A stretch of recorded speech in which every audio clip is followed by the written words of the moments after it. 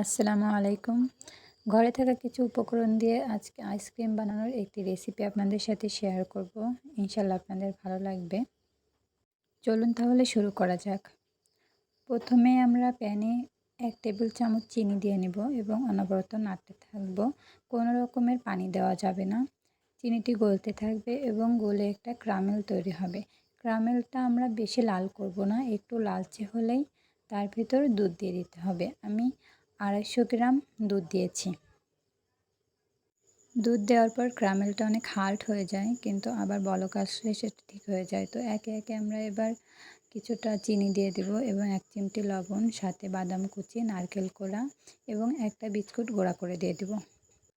তারপর কিছুক্ষণ নাড়তে থাকবো যাতে বিস্কুটের গুঁড়াটা ভালোভাবে মিক্সড হয়ে যায়। সুন্দরভাবে মিক্সড হওয়ার পর আমরা একটু মিল্ক পাউডার দিয়ে দিব এবং আবারও নেড়ে নিব।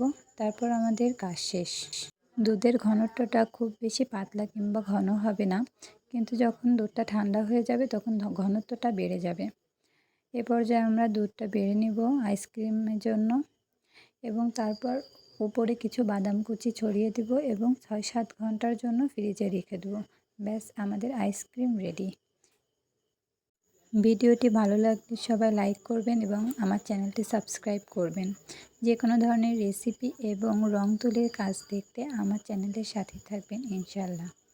সবাই ভালো থাকবেন, আমার জন্য দোয়া করবেন। আল্লাহ হাফেজ।